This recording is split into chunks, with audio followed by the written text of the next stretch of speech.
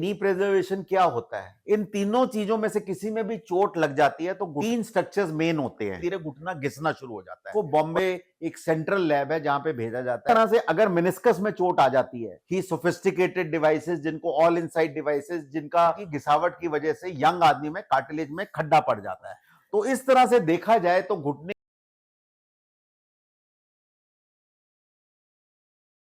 Dear friends, आजकल आपने बहुत चर्चा सुनी होगी नी प्रिजर्वेशन के बारे में। तो ये नी प्रिजर्वेशन क्या होता है? अब जैसे ये घुटने का मॉडल है, इसमें तीन स्ट्रक्चर्स मेन होते हैं। एक ये लिगामेंट घुटने में, ये मेनिस्कस जो गद्दी या कुशन कहते हैं, और ऊपर का कार्टिलेज। अब मेनिस्कस का काम होता है ऊपर के कार्टिलेज को बचा के रखना।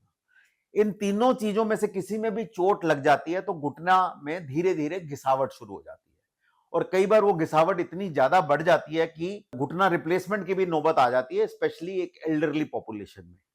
तो घुटने को कैसे बचाया जा सके, इसी को ही हम नी प्रिजर्वेशन कहते हैं।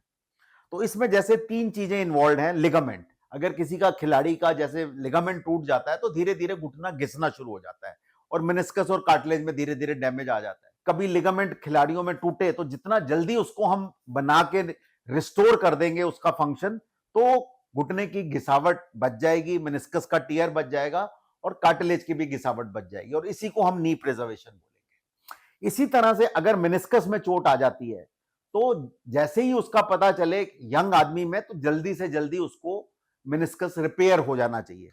और मेनिस्कस रिपेयर के आजकल बहुत ही सोफिस्टिकेटेड डिवाइसेस, जिनको ऑल इनसाइड डिवाइसेस जिनका रिजल्ट बहुत ही प्रेडिक्टेबल है और बड़े फास्ट है, उनसे हम इनको मेनिस्कस को जोड़ सकते हैं, और मेनिस्कस जोड़ने से अगेन हमारा कार्टिलेज का बचाव हो जाता है।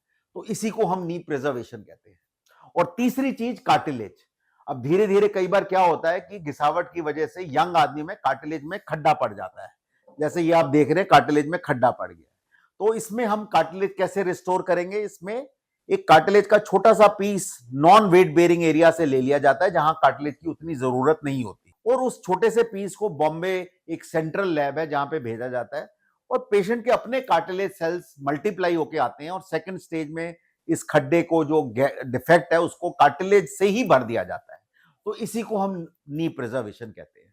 तो इस तरह से देखा जाए तो घुटने के ये तीन मेन स्ट्रक्चर्स जब डैमेज हो जाएं तो उनको जितना जल्दी रिस्टोर किया जाता है तो हम नी को बचाव कर सकते हैं, और इसी को हम नी प्रिजर्वेशन कहते हैं।